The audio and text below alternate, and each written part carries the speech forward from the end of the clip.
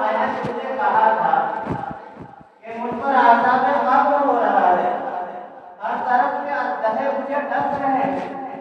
مجھ پر عذاب کو بھڑکا دیا گیا ہے اور میرے گھر والے عیش کر رہے ہیں۔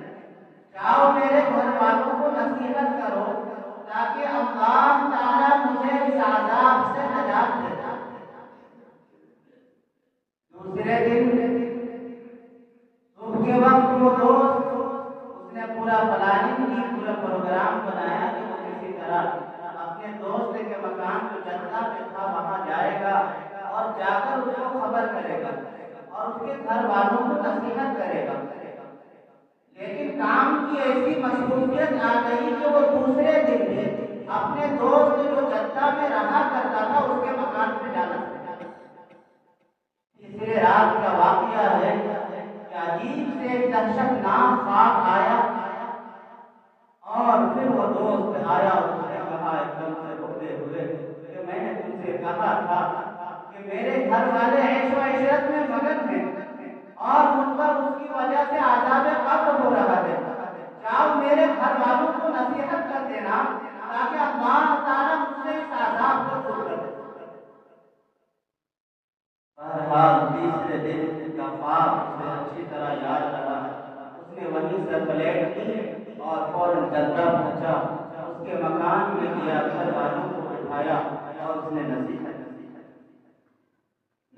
کرتے ہی جیسے اس نے کہا کہ میں نے تمہارے والد کو دیکھا اس حال میں کہ وہ قبر میں ہے اور عذاب میں مسلم ہے، وہ مجھ سے خواب میں آ کر دکھلاتا ہے، ہوتا ہے اور کہتا ہے کہ میرے گھر والے عیش و عشرت میں مگن ہیں اور جس کی وجہ سے اللہ تعالیٰ نے مجھ پر عذاب قبر کو مسلط کر دیا۔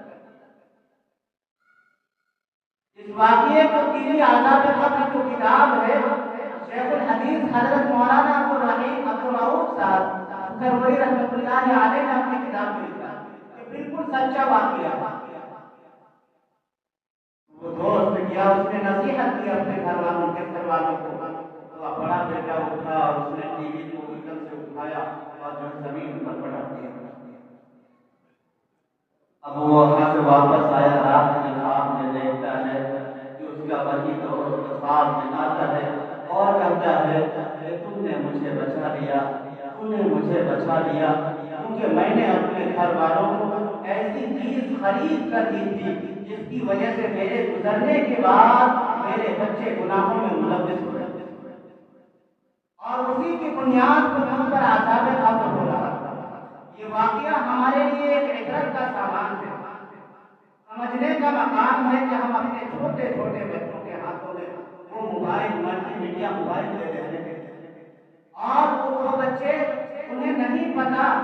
کہ گانے کے سننے میں گناہ ہے کہ ثواب، وہ بچے جانتے نہیں،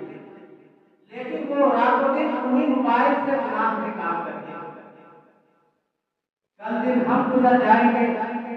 لیکن آپ سمجھیں کہ اس واقعے میں یہی عبرت ملتا ہے کہ جو اپنی اولادوں کو پوری چیزیں خرید کر دیتا ہے گزرنے کے بعد وہی اس کے لیے عذاب قبر کا سلا ہے۔ جو ماں باپ اپنی اولادوں کو اچھی چیزیں خرید کر دیتے ہیں، ایسی چیزیں خرید کر دیتے ہیں جس کو پڑھ کر وہ دین کے کام کر سکے، ثواب کے کام کر سکے، اچھے اعمال کر سکے تو اس کا ثواب ملتا ہے۔ لیکن اپنی اولادوں کو ہم نے ایسی چیزیں خرید کر دی جس کی وجہ سے وہ گناہوں میں ملوث ہوتا رہا، تو یاد رکھیں کہ وہ چیز ہمارے لیے کل بروز قبر جب ہم قبر میں ہوں گے کہ وہ ہمارے لیے عذاب قبر کا سبب بن